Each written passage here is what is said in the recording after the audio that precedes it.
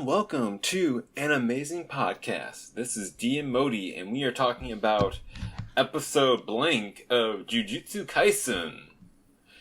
What episode was it? I'm like, my mind's... Episode 8, Boredom. Awesome. Oh, I just realized why it's called Boredom. Yeah. Straight up from the scenario episode. So, what did you think? I liked the episode. I feel like, in a way, the episode felt kind of short. Mm-hmm. But I think that's because I don't think that much really happened. Yeah. Especially when you compare it to, like, you know, the action-filled last episode. Yeah. But Toto, great. Yes. What did you think? I give this episode a lot of credit because, again, like, I'm just praising. I know I'm like getting tired, and this is a running gag for this or running theme in this like series, but I really appreciate the writing for this series because this definitely felt like one of those like transitionary, like twiddling your thumbs kind of episodes. But it still felt very interesting. It still felt very engaging, unlike a lot of like My Hero episodes. And one thing I really noticed was this, again, like the writer's showing his like Naruto inspiration or his or her Naruto inspiration on their sleeve very apparently with this. Because this reminded me so much of the, like, episode before, like, the start of the Chunin exam arc in Naruto where they first got introduced, like, Gaara and his siblings. Mm-hmm. Like, this felt like the whole, like, okay, the big tournament arc is about to start. Here are the big top, like, characters you're going to want to keep your eye on. And I think, to this show's credit, I think this was a much more effective version of that than how Naruto or Kishimoto did it. Because with Kishimoto's episode, we just, like, got a glimpse at the characters. We saw their personalities. But with this, we got a chance to see just how strong they are. And, like, I feel like it's subjective whether it's, like, you could argue that with Naruto, he was, like, maintaining the mystery of it. And with, like, the scale and like how Gaara's abilities and characters operated, he wouldn't have worked as well, or his introduction wouldn't have been as effective with just a simple fight scene. But with this, they did a really effective job of just showing off this character's really strong, and this is only the tip of the iceberg of like what this character can do. Yeah, I think that's an interesting point, comparing it to how Gaara was introduced. I think it's interesting that, yeah, you're right. With that, there was like more of a like feeling of mystery. Mm-hmm. And I think the main difference between the two is that in Naruto, Gaara was introduced much more slowly. Like, the whole, basically, well, his strength was introduced much more slowly. Like, even by the second exam, they didn't really know how strong he was. But like when he finished, like when they got through the forest, they were like, "Oh my God, he's like he hasn't been like scratched. He has no scratches on him." Right. Meaning that like, and no one else has done that, which means like he's super strong. Mm-hmm. But I think this is part of their style, the author of Jujutsu Kaisen, where they're very explicit about power scaling. Because they're like, yeah, this dude, he beat 5 first grade curses and a single special grade curse all on his own. He's still a high schooler. This is how strong he is. Boom. Mm-hmm. There you go.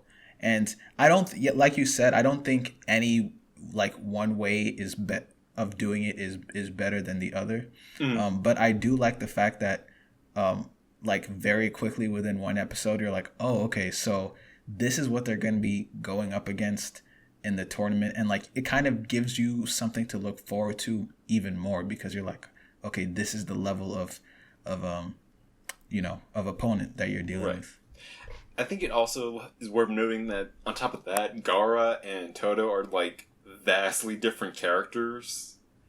and as such would require like vastly different like introductory approaches.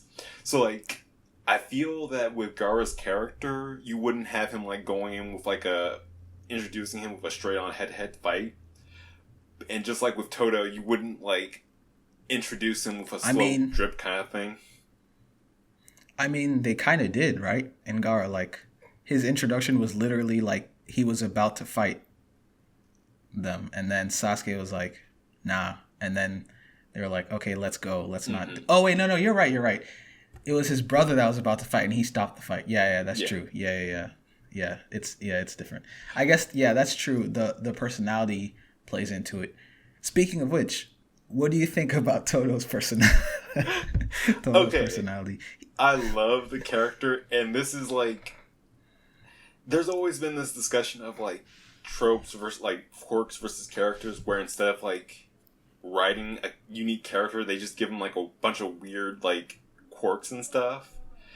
And like the best way to do that is like using their quirk to sort of like paint a better picture of their character. And I really like what they did with Toto, like how he gauges like a fighter's personality, or like how like crazy they are based on their like fetishes and junk. You know what? I get like, I'm mad. He has like he's going in about like, oh man, your fetish is so boring. That makes you mean like you're like a bland person. When he's just like, I like butts and tall girls. I'm just like, are you kidding me? Come on, dude. The world you live in, like, you're not one to talk. Like, I thought he was going to be like, I like fox ears and like centaurs and furries, all with like 8 boobs. And I'm just like, really, dude? Your vanilla ass is talking shit to like Megumi on this kind of stuff? If they're not like half cursed, I don't want them.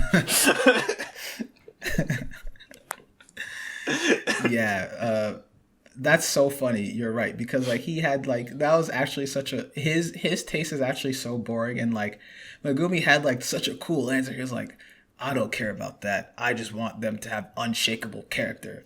And then when he was like crying, I was like, oh, he gets it too. Like they're gonna be friends now. But nah, he just went and like smacked him. Yeah, I think Toto is I agree with what you said about characters being introduced mainly like just through like a little, characteristic that they have. Mm-hmm. And it has gotten old for me. But it hasn't gotten old with Toto because he's just so funny. And he's definitely, I would say he's the best character intro in Jujutsu Kaisen so far. Maybe even, I don't want to say that, but I was gonna say maybe in like a lot of anime I've seen, like he could be near the top, but I would have to really think about it. But definitely, I think in Jujutsu Kaisen he's had like the funniest and the best character intro. I like him a lot. I wonder if they're gonna like drop that relatively quick, or they're gonna like make that a running gag of him doing that kind of introduction. I don't think it's gonna be dropped, because I am like 60% sure that I saw a manga panel at some point months ago where he asks Yuji that same question, and Yuji answers. So yeah, I'm pretty sure it's like a running thing with him, which I'm glad about, because I want to see more of that. Were you surprised that they actually went all in with that, and like they actually showed him going to the what's it called, the idle handshaking thing? The idle hand. I wonder, you know what? I'm starting to think maybe that's an anime filler, because I don't see any reason, because the way that I see the events of this episode, I see the events of this episode as just like you said, it's a transition thing. So like it's just to set up characters and to set up a conflict. So setting up the third years from the Kyoto school, and setting up the conflict between Gojo and like the elders, right? I feel like in the manga that could have easily been done in one chapter. And I feel like maybe if I was making the anime, I would also only want to make that one episode without like putting in other stuff. Right. But then I would want to like pad it out with some other stuff. And if I was gonna pad it out, I think a good way to pad it out would be showing him going to like the idol handshake event, because that was like really funny. So one thing I will definitely but this say, is all speculation. I don't know. So I think that's a valid point. But if it is, I would say that's easily the best type of filler, because it enriches the character, and again, it gives you a better picture of like what kind of person Toto is. Yeah, exactly. And yeah, that was just so funny. I love like the one part of that one scene where you have like Maki just staring down at everyone like disgust, and you have like that one guy who just like calls out, "Everyone, don't get a boner." That would have been me. I would have been like, "Oh my god, why is she looking at me?" What do you think about Mai, by the way? I think I liked her relationship with her sister.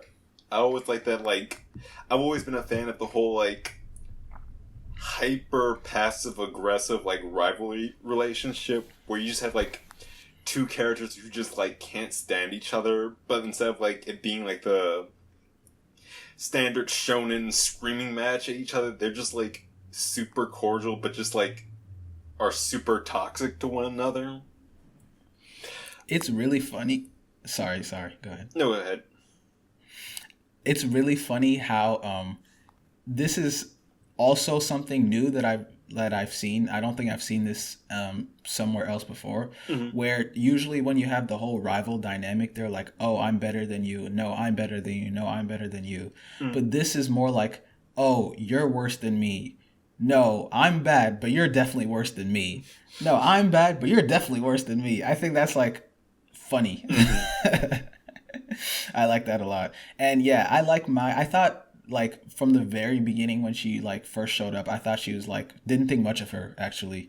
Thought she was kind of boring. Until she pulled a gun. Until she pulled a gun on Nobara for like no reason at all, except for the fact that she mentioned like her skincare or whatever. I feel like that's such a I was like, I like this character. I feel like that was just like such a wasted insult. Like they could have easily have gone with something like, "Oh, those bags under your eyes," and just like gave her like the little like black line like they did with Gaara to sort of like illustrate that better.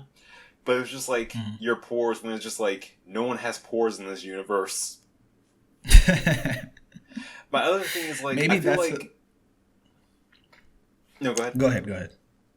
I was just gonna say like, my other thing is like, I feel like Maki, her sister, was like a bit of a missed opportunity for a character with her like, "Oh yeah, I can only see like curses while I'm wearing these glasses and stuff."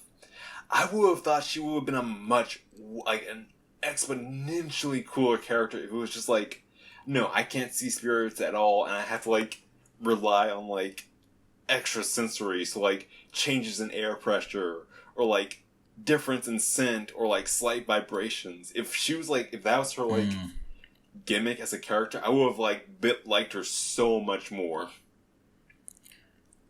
Yes, maybe, but that also gets back to the thing I was talking about a few episodes ago, where I'm still not completely like like comfortable with the idea of the characters themselves having superhuman abilities outside of like being able to use cursed energy. Yes. So like if she was able to do that, I don't think I would like it as much. Although Toto literally blasted Megumi through like 10 buildings, so I guess clearly he's not a normal human. Right. Yeah, like if it was like a more, I guess with this series I just have a hard time feeling like it's normal for them to have superhuman abilities. Right. But if I did feel that way, then yeah, I think that would be cool too if she had powers like that. Mm-hmm.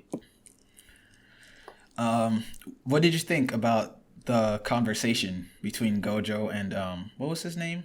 I forgot his name, but the old guy from Kyoto. You mean Gojo pulling an OK boomer for 5 straight minutes? Yeah, this is legit. Like, That was great. That was like funny as hell. Like I like that. Even though I like the fight and I like Todo a lot, that might actually have been my favorite part of the episode. Yeah. Just because I like what it's setting up. You know, it's like the promise of like it's the promise of a war that's about to happen. Yeah. You know, between the new generation and the older generation. And something I always like in a series is when there's more than two players at hand, like trying to get power, because that just makes it like just adding one more like, you know, entity trying to win power just makes everything so much more interesting. Like if it was just the Jujutsu users versus the cursed spirits, that would be like okay, but it wouldn't be like super great. But then if you add infighting in the Jujutsu users, like the old guys, the new guys, and then the cursed spirits, that gets very, very interesting very, very quickly. So I'm really hyped to see how that storyline goes forward. Right. Nice. What did you think about the idea of like how he said that like you won't be able to measure like the coming age with like just the specification of special grade? I thought that was really interesting. What did you think about that? So I liked it, but my biggest issue and the thing that kind of scares me, and I think, and honestly I will admit that this might be like an irrational fear, is that I've always seen like these situations where like characters do blatantly stupid things because they're just like greedy and want to like maintain power, even though it's like psychotically like where it's like they do they make incredibly short-sighted decisions just for power, and it's to a degree that like even if you were just concerned with obtaining power, no one would make like situations where it's just like, okay, if I kill half of humanity, I'll be able to maintain power for at least 25 more minutes kind of things. And I feel like it's the kind of thing that's setting up where it's just like, if I let 75% of my forces get wiped out by curses and thus bolster their combat ability more, I'll be able to maintain power for another 1 week. That sounds like a perfect idea.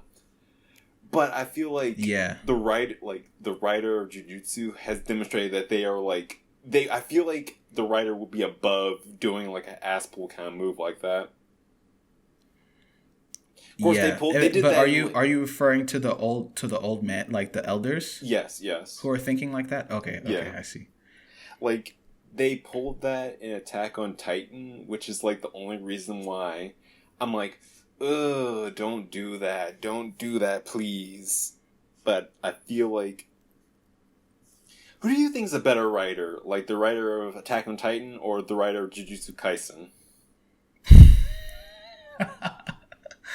I mean, listen, there are not many contexts where I could like, you know, say anything bad about the writer of Jujutsu Kaisen. Right. In fact, I don't have anything bad to say about the writer of Jujutsu Kaisen. But like comparing someone to the writer of Attack on Titan is like comparing like, I don't know, like any basketball player to Michael Jordan or something like that. You know, it's just like, you know, it's unfair. It's not even a question. Like I could name like probably one or two writers who are like on his level. But that's like absolutely nothing against Jujutsu Kaisen, because Jujutsu Kaisen is just it's a great series. So, you know. You see, it's a tough question for me because like the writer of Jujutsu Kaisen is just his writing is just so technically airtight. Whereas I don't know if he's like, I would say like the writing for like Attack on Titan is just super original and like next level. But the writing for like Jujutsu Kaisen, where it isn't like super original, it is super airtight. It is just super tight. Like I think yeah, go ahead. Like outside of a very slow like opening, I can't think of many, if not, I can't think of any issues I've had at all with the writing for Jujutsu.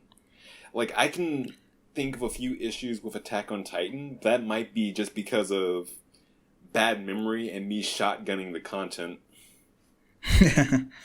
Yeah, I think probably the reason you feel that way is because the writer, I read that the way the writer like did Jujutsu Kaisen is that they pretty much wrote out, I mean, not wrote out the whole story, but like they know where the story's going, and they have like major like checkpoints and like arcs that they know they're gonna do, and the rest is just like figuring out all the little like details in between. Right. So that's probably why, you know, you have that feeling that it's airtight because, well, I guess because it is.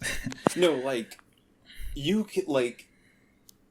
I know, like, one of my writing teachers, or like a lot of my writing teachers, is like the more drafts you're on, the better the writing is. Like there are some like series where you're just like, yeah, that was literally the first. They wrote out one draft and they went with it. Like, you could feel that with Ruby, and you can definitely feel that with Dragon Ball Z. There is no way in hell. Jujutsu. There is no way in hell that this was the first draft of Jujutsu. Like, no way in hell. In fact, there was technically a prequel to this series. I think it was a one shot. The author had done like a one shot that like preceded this, and the prequel, the main character of that was actually this character they're talking about. I forgot his name. Like, I think it was like Okatsu or something like that. That character that like Toto kept asking about, like, where is he? Like I want to fight him or something like that. He was actually the main character of the prequel. So yeah, I think you're right. I think like this story has probably been like brewing around in the author's mind for a long time, and they probably have a lot of stuff figured out, you know. So going back to the special grade thing, do you think it's too soon? I don't think it's too soon. Like, the fact that they're saying like they're like things like you can't hold like the flow of power anymore, and that like the special grade is not going to be enough to like classify cursed spirits and stuff like that. Right. What do you think about that? I think I was surprised by it, but I think it's ultimately a good thing that they're like kind of acknowledging that, because we're just 8 episodes in and we've already had like so much like experience with the special grade curses, which like, you know, it's this early on. So I feel like if what we know now, special grade curses, is like the most we can expect for the series, maybe it would get kind of boring. But what do you think about that? I think it's perfectly fine. Like, this definitely feels like a sort of inciting incident kind of thing, where it's just like demons have been like this strong for so many years, but now like stuff's about to like kick off. And I think they've already established a really good way of like measuring or power scaling the special grades with like with the Sukuna fingers. So I think right now it's pretty solid. Like, if it was the kind, like, if they want to do something like where we were just like going through the ranks and it was just like, okay, we're at grade D. We've like, you know, in like Sword Art Online, like they stopped like the whole arc like halfway through the tower. I feel like that's a very different situation from here, because like from the very start, like very early on, we're told what the grades are, but it was just like, and we were given an explicit like understanding of how strong each of the grades are. Like, and the fact that they're throwing that out so soon to like illustrate a power like boost, I think it works really well, because it's like showing like, yeah, these are how strong things have been, but now things are about to get really real. I feel like it was like. I feel like it wouldn't have worked as well if it was the kind of thing where it's like, okay, episode 1, we're dealing with grade D. Episode 2, it's super grade D. Or something like, episode 3, grade, like, C. And then, like, we spend an entire, like, arc. We spend, like, if we spend, like, 12 episodes, and we're only at grade, like, B, and we just skipped over grade A just to get to, special grade, I feel like it would have been abrupt. But the fact that they just, like, used, like, grade D through A just to give you a good foundation of, like, what the power scaling is, I think it gets away with it better. If that made any sense. And when I think about it, I don't think I would mind if they, like, if they took it more slowly. Like, because I'm going into this series knowing it's one of those long-running series, right? So I know it's going to be, like, a very long thing. And so if they start off, like, even, like, 12 episodes in, they're still fighting grade Ds and stuff like that. If they make it interesting and, like, you know, then I think that's fine. But I think it would be hard to make it interesting because they established that, like, anything below a special grade doesn't even have, like, sentience, like, they can't really even think. So I feel like it would just be really boring fighting monsters that can't even think, you know. So I'm glad they did that, and I'm glad they're kind of, like, expanding it. So because it's been so clear even up to now that there's such a wide range even just within special grade, you know. Another thing I realized is that technically this means that Toto can survive a carpet bombing. Not only survive it, but kick its butt. Yeah, exactly. Like, annihilate it, actually. Snuff it out. So now in this episode we found out we have a better idea now of how they know who Geto is now. So it seems like he had an incident last year, don't know much, I guess, but, like, he attacked them, and so I guess that's how they know him. I still can't tell. I still have the feeling that, like, maybe he's, like, not a sorcerer, but, like, a Jujutsu user who, like, defected, you know, or something like that. But yeah, I guess I'm glad that we're getting a little bit more information about how they know him and how he knows them. So yeah, is there anything else you wanted to talk about for the episode? Nope, I think I'm fine. Okay, cool. So, so how would you rate it? Ooh. I think if I'm being super cynical about it, like, maximum super, like, cynical, I would give it a 7. Yeah, I would, not even being cynical, I would give it, like, a solid 7, maybe a 7.5. Yeah, I thought it was a really good episode, as usual. Not as good as last week's, of course, but still very good. And you know what? As far as transition episodes go, this is a 10. Yeah, definitely. Like, a lot of times, like, transition episodes, I'm just, like, waiting to figure out when I can just hit the skip button. I did not want to skip. I did not regret watching this episode. Like, I did not feel like this was a waste of 20 minutes. Yeah, exactly. The only thing I would have wanted to see just a little crumb of how Yuji's training is progressing, but I guess we'll find. Oh, I completely forgot even about that scene towards the end where, like, they skip forward a month and there's those kids in the theater. Their, like, brains inflated or whatever, and they're dead. One of them has, like, Mickey Mouse ears. Yeah, and, like, you know, Yuki shows up with this guy in a suit who is in the opening, so I guess we'll find out who he is. All that stuff. I don't really honestly have much to say about it because the show didn't really give us much, but I'm looking forward to finding out more about that next episode. I mean, I felt triggered by it. Like, I am just desperate to go see a movie right now, but like, despite all of this, like, we're recording this, like, mid-COVID third wave. I'm just like, I just want to see a movie. I just want to go to a movie. It's like, that scene was just even like, if it means you die by a cursed spirit. Like, this is why I'm like, yeah, like, I'm living in the Hunter x Hunter universe, because at least I could tell what theaters to avoid. Yeah. Okay, so yeah, that's been our review of episode 8.